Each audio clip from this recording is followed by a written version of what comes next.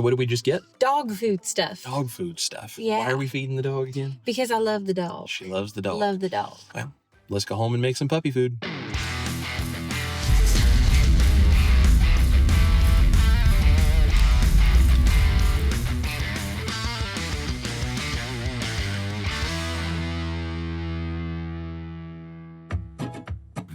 Well, hey there. What are you doing? I love my dog more than just about anything, but kibble can kill your dog. It's full of junk and we definitely don't need that. So let's make puppy food from scratch today.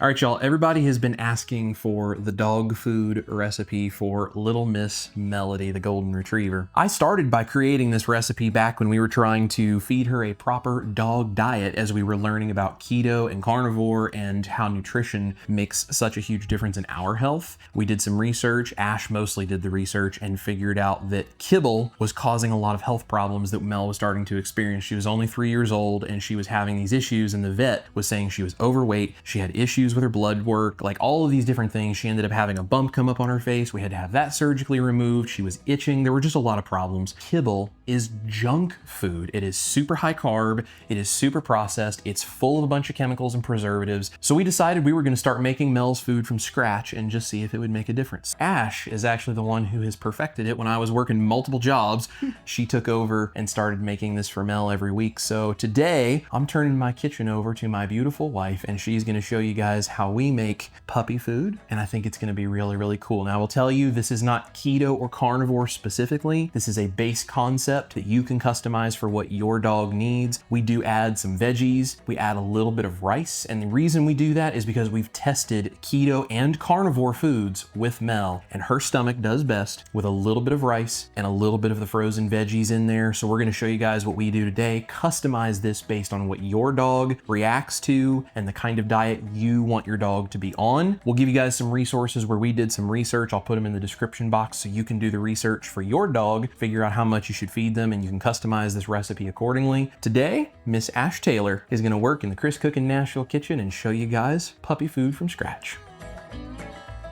I think it's funny, by the way, that Chris turned his kitchen over to me, because if you watch our channel at all, you know I don't cook. So the fact that I'm standing here must really say how much I love our dog.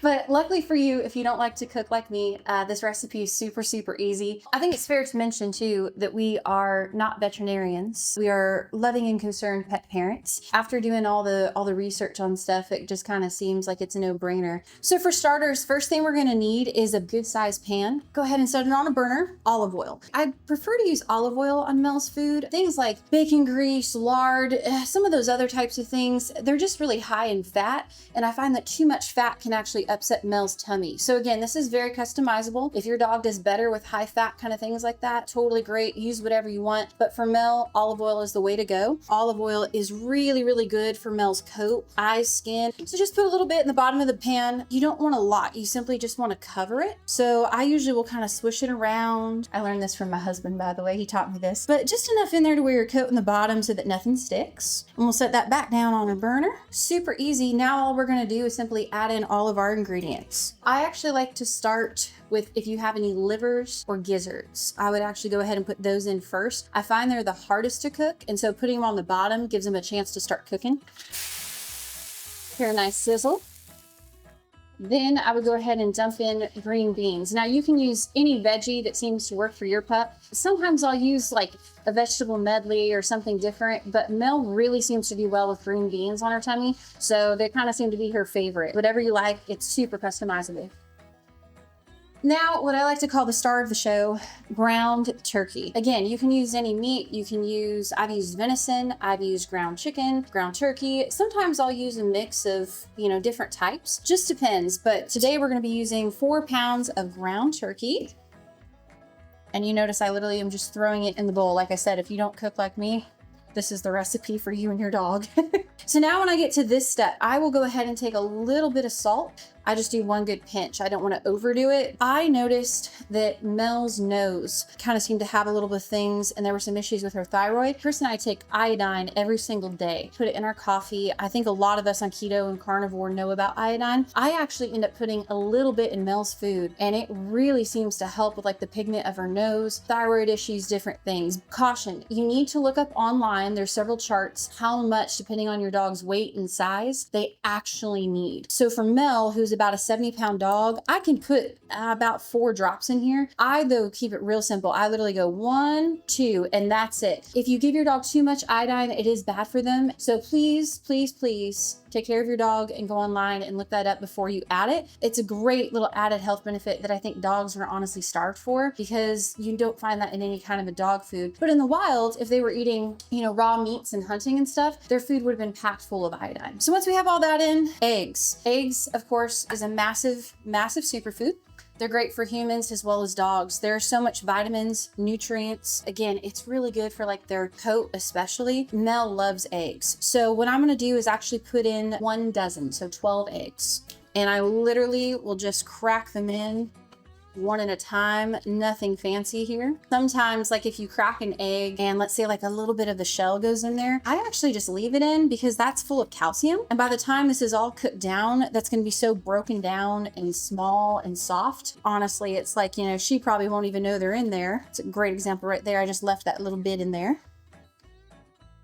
Leaving the eggshells in there is just kind of like adding a little bit of calcium. And Mel is a very, very active dog. I mean, she runs, we play fetch with her every day. We go on long walks, we take her on hikes, wash her hands real quick. So now we literally have thrown all of this into our one pot. Now all we got to basically do is just stir it all together.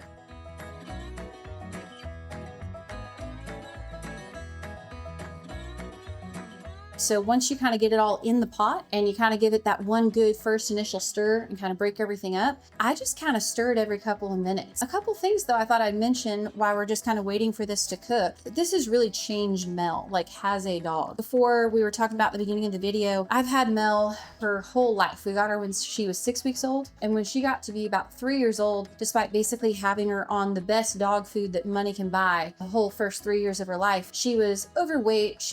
I'd take her to the vet and they'd be like, she's obese, she has to lose weight. And I'm like, how? We'd measure her food, we'd put her on diets, play fetch with her every day, we would do all the stuff. They still had complaints about her health. And then she started to have like bumps show up on her skin and just different things. At that time, like Chris said, we were kind of starting to learn about keto and carnivore for ourselves. And we saw what that did in our own bodies when we basically eat low carb whole foods. That led me down this rabbit hole, but it changed her health to where basically a couple months after doing this, like making her food from scratch this way, I took the dog back to the vet. She had lost a significant amount of weight. Her blood work was absolutely incredible. I take my dog to the vet every 6 months for checkups, follow-ups with the vet. We do shots, we do blood work, we do everything. For the past year and a half, basically the vet is blown away. She cannot believe how healthy Mel is. Her blood work cannot get better if she wanted it to. Mel is now her ideal body weight. She is happier, healthier, much more calmer because this is so protein dense. I think it really just satiates her. And I think she's not hungry as much. And she's just a happier, healthier, calmer dog. And I think their lives are so short that like you want it to be the best that it can be.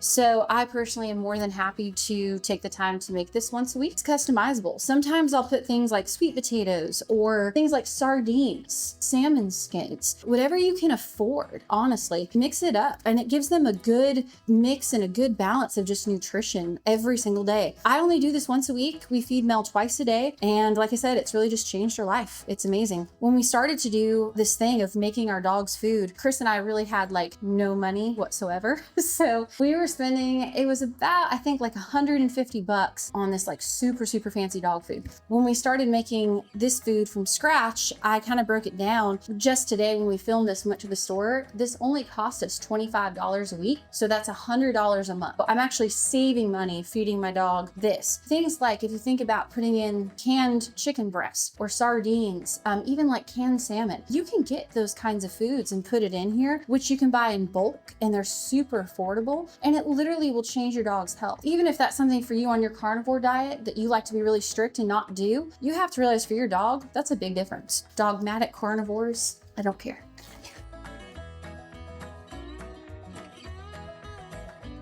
Just over here slaving over a hot stove. Where's my dog?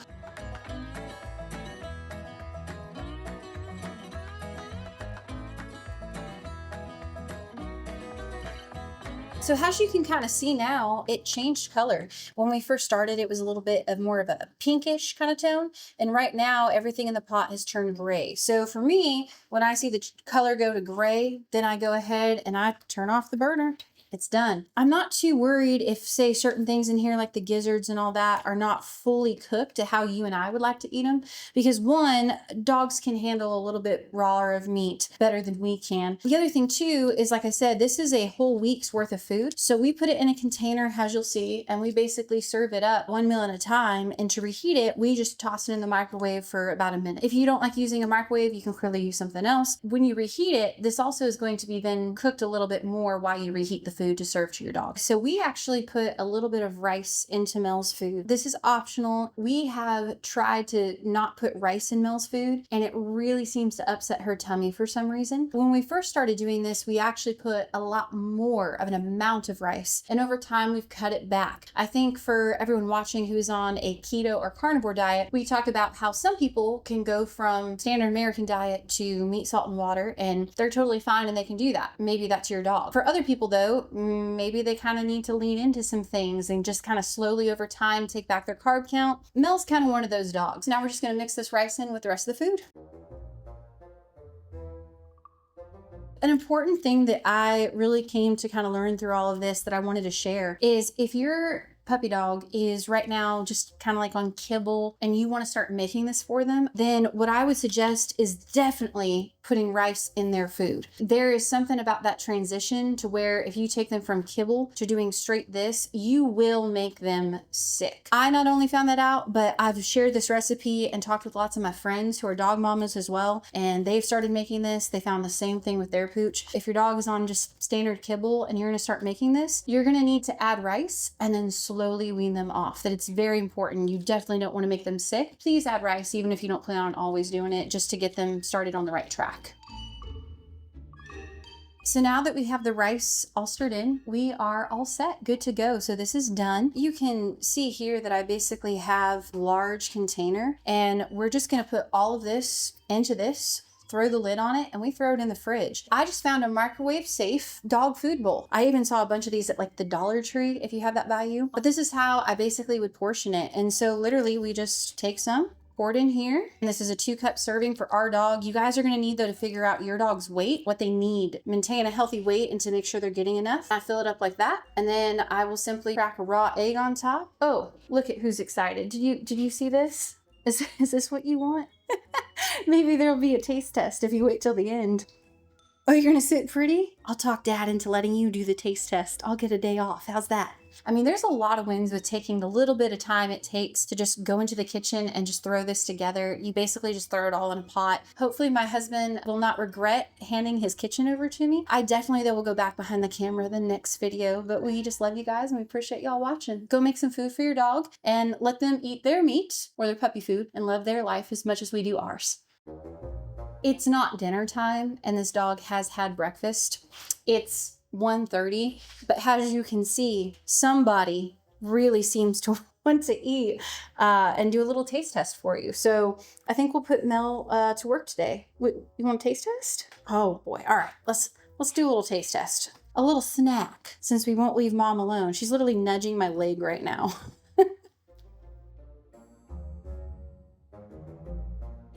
Dear Lord Jesus, thank you for this food. In Jesus' name, amen.